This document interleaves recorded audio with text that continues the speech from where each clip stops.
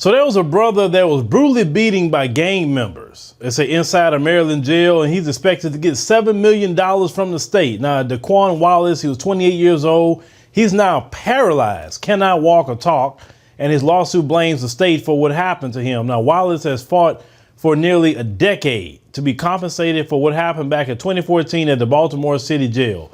Wallace was sent to the Baltimore City Detention Center stemming from a burglary charge in September 2014 that was later dismissed. Now, according to Wallace's lawsuit against the state of Maryland, he was pressured to join the Black Guerilla Family as just weeks after being incarcerated. BGF is a notorious prison gang founded in 1966 and operates primarily in California and Maryland, according to the Justice Department. He refused to join the gang. His attorney, Larry Greenberg, said, as explaining the reasons behind the beatdown. Now, say on December 2nd, 2014, the then 20-year-old Wallace, who was described in the legal claim against the state as being 5'10" and 130 pounds, when he was booked into the jail, appeared injured, with a black eye during the bail review hearing. His mother contacted the jail officials expressing concern for her son's safety. She also told jail staff her son told her people trying to get him to join gangs and that he was afraid for his life, according to court documents. She then requested Wallace be moved to a different housing unit within the jail. The jail would not comply with the mother's request to ensure her son's safety. The lawsuit claimed corrections officers cooperated with gang members at the jail. Now, on December 18, 2014, Wallace was moved to another housing unit. The lawsuit alleged that the officers claimed Wallace was extorting other inmates for phone and commissary privileges to justify the move. Now, under oath, the officers later admitted the extortion claims were false. Yeah, how a guy 5'10", 130 pounds gonna be extorting everybody, and he don't have no guns in there? Okay. Later that evening, around 7 p.m., according to court documents, an officer sent all inmates in the housing unit to the cafeteria for dinner except for occupants of 3 jail cells and Wallace. It said the inmate who had been in the cell, Wallace was being transferred to be testified. He was sent out to cell as soon as Wallace was brought in. Now, the 3 cells of the inmates who'd been left behind during dinner were left open, while the rest of the housing unit was at dinner. For a period of about 5 to 10 minutes, Wallace was beaten, bloodied, and left, with head injury causing brain damage. The cell door was open. 2 gang members came in. They beat him, left him for dead, had smashed his head up against the wall, according to his attorney.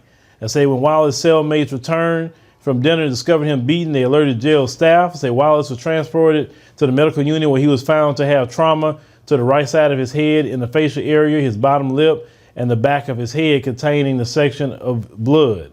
According to court documents, the officer responsible for the unit violated policy and later admitted to leaving the cells unlocked. That stuff happened a lot in jails.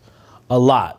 These prison guards are clicked in with inmates, clicked in with certain gangs, and even I don't know if you remember a while back, they had tied some brothers to some tables and let these white supremacists try to go stab them up. Yeah, they do that sort of thing in jail. Oh, yes, they do.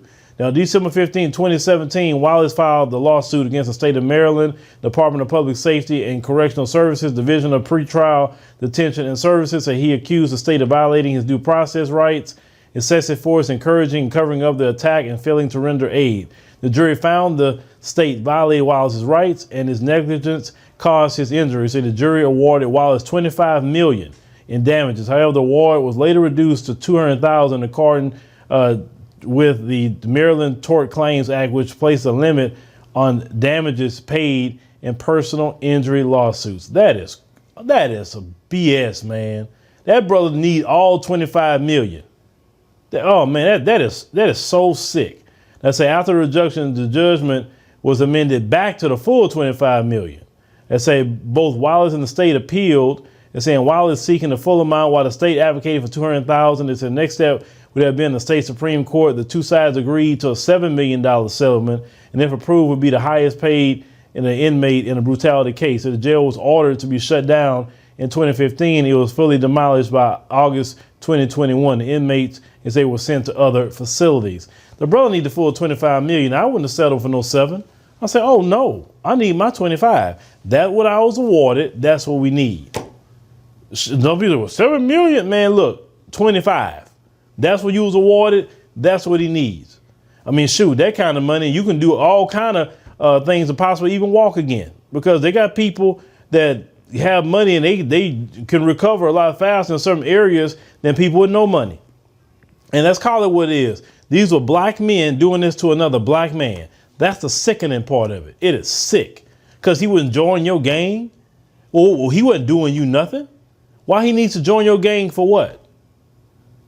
That's stupid. That is so dumb. But the brother, they settled for 7 million, but he can't walk. They say he can't even talk. Did all that to him in prison for nothing. For nothing. And those particular correction officers should be getting federal charges for that too. They should have been allowed to retire. But let me know what y'all think about this story. Like I said, this is why you always have to check on your loved ones who are behind bars, because, you know, especially when they certain sizes and all of that, it's, you know, and then they dropped the charges on the brother. Dropped it. Like I say, these people are so wicked.